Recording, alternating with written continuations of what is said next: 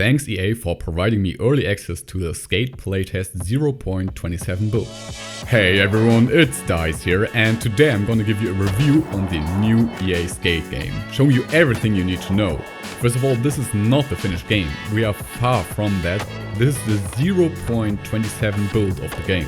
As you might know, I've been part of the Skate Playtester Council, where we council members gave EA feedback on the new Skate game. After all these years, I'm super happy that I got the opportunity to show you this early build, but now without further ado, let's jump into the game. When you first boot up the game, you have the option to pick between classic controls and streamlined controls. Classic controls feels almost identical to the Skate 3 controls, while the streamlined controls are a bit more simple and easier for beginners. After this, we can edit our skater.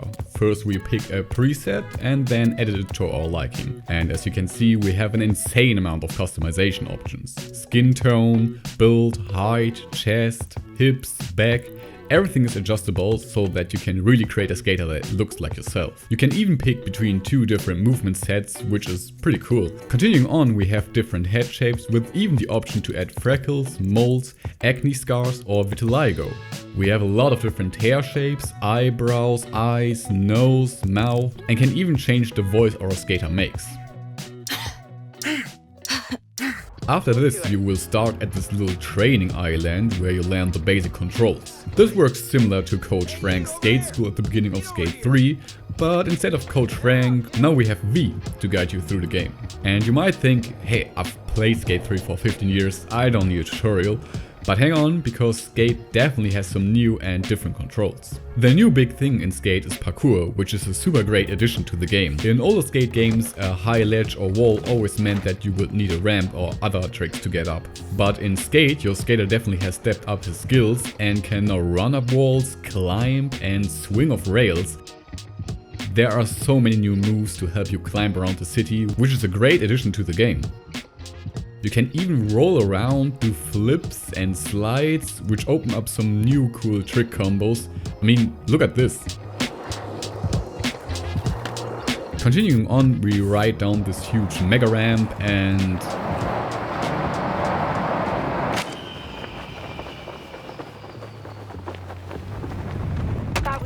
Damn. From this point on, the game teaches you the basic skating controls.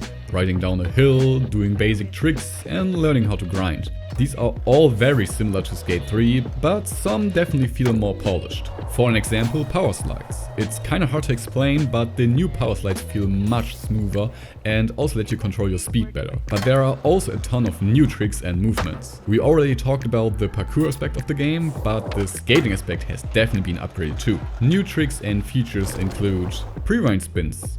Basically, you can now prepare your spin before doing a trick to spin faster, which works really well.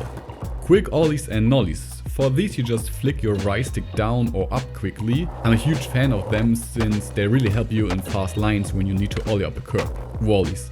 Yes, we finally have wallies in the game. These are really easy to do and work super great. Firecrackers. You can now do firecrackers downstairs, so if you're into that you can definitely hit some cool clips with them. Slappies. These work kinda also in Skate 3, but now work way better in the new Skate game. You can basically just ride into a curb and the game does the rest for you. Transition skating has also been improved with the new better options to land into grinds after airing out of the half pipe or directly go into a grind. Late flip tricks. These had a huge upgrade compared to Skate 3. While you always only were able to late kick or late heel flip, you can now also hit other late tricks like 360 flips. And last but not least, we have held flip tricks. You can now pretty much hold any tricks and do double, triple, quad kick flips, as well as other tricks like 360 flips. This is kinda ridiculous, but also super fun. But not only the tricks got a major overhaul, the customization of the gameplay has also been stepped up another level. As you can see, we have customization for the onboard controls as well as the offboard controls and the camera. For onboard options we have things like grind assist amount, which I definitely had to turn down a bit, auto curb pop, which is good for all your lazy players that don't want to ollie up every curb, vert pump assist to help you keeping your speed in vert areas, And you're also able to customize the flicker sensitivity as well as the minimum pop height. And you can also now decide if you want your skater to stay in fakie for a specific time, like in Skate 3, or if you want your skater to stay in fakie until you push again. There are many more small ones, so definitely check out the whole control options to get the game to feel exactly like you want to. Now for the camera, we also have way more options compared to Skate 3. As a reminder, in Skate 3 we only had two options, high cam and low cam. That's it. But in Skate you can customize where you want the camera to be, how focused it should be on your skater, or how speed should affect the framing, and many more options. Okay, now that we went over everything new for the controls and we finished the tutorial, let's go through the actual city, San Vansterdam. So V is going to give us a little preview of the city. Thank you for your participation in the inaugural San Vansterdam Full Pull Welcome Tour, and welcome to Fun City.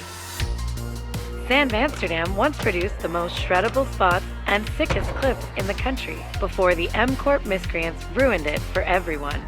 But the dream never died. And with the help of skaters just like you, this city is well on its way to once again being the skating capital of the world. Our new city council is on a mission to rebuild San Van skate scene through the Resident Incentive Program, RIP for short. You have been issued your very own RIP card. It is your all-access pass to everything the program has to offer. From new tours offered by our very own city councilors to exclusive rewards only for RIP members. The Resident Incentive Program has something for everyone. The next stop is Blue Light Beach in Hedgemont, where the Full Pull Tour will continue. Get out there and rip it up. This city is huge and way too big to fully show in one video. As of right now, it's divided into 4 parts. First, the Goldcrest Village, which has a big cathedral and an old town vibe to it, with small shops, this cool beach area and this huge parking garage that includes many cool spots. Next to it we have the Hedgemont, which is a very snobby, rich business area, big plazas, big stair sets and very artsy, futuristic skyscrapers. And also a canal that offers some super interesting spots along it. There's also the old skate logo right here, which is a little nice Easter egg. On the opposite side we have the Market Mile, which as the name already states feels like a shopping area. It has a few big skyscrapers, some cool plazas and this huge skate park. And also some really beautiful areas near the water.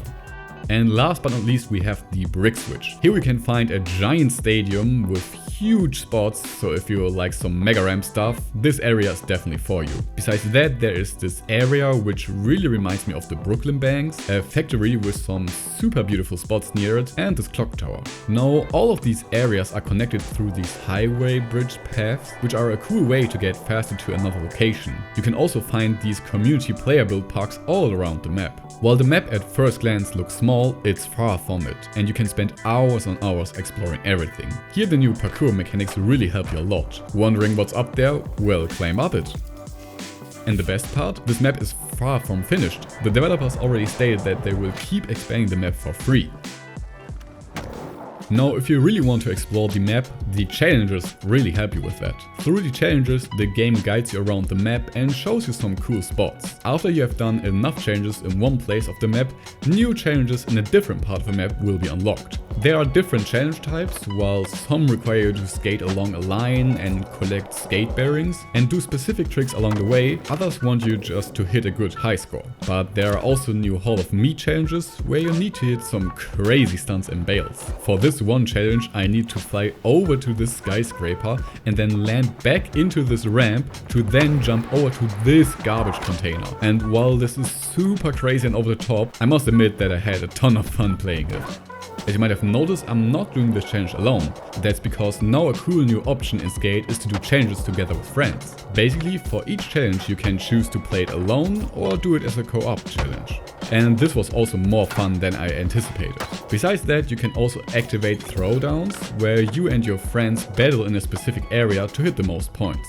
Now, but what do you get from the challenges? Well, after each challenge you gain rip chips and unlock new items like clothing, skateboards or new ramps that you can place on the map. With the ripped chips you can then open loot boxes, so no real money is involved right here. The loot boxes show you beforehand what you can pull off them and almost always offer some cool new stuff. Of course there are also specific items which you can buy with the San Van box, so this works similar to the item shop in other games like Fortnite, where you first buy an in-game currency and then get some items out of the shop. So yeah, just to get this clear, you don't have to spend any money on this game. Everything is unlockable through playing, but just like in other games, if you see something cool in the item shop, you can buy it with real money. Okay, now but what else is there to see in this game? As earlier mentioned, you can place ramps and obstacles wherever you want to transform or make some new spots. The game also of course offers a replay editor, with that you can rewind your sick clips and record them. While this replay editor still is lacking keyframes at the moment, a cool new addition is that you can now directly export your replays. But what else? Well, all of the map you will see the symbols which indicate music that you can grab to let it play in your music player. So for an example, if I skate around this park that plays a song that I like, just grab it and it's now playing in the game's music player. Talking about the music player, it offers a few playlists with a good variety of songs. However, you can also make your own playlist and just select the songs you like. While everyone's taste in music is different, I still think that the current music in the game is really good and offers something for everyone.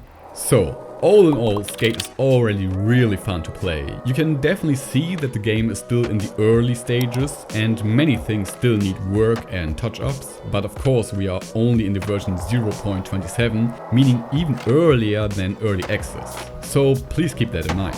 I definitely had a ton of fun playing this game so far.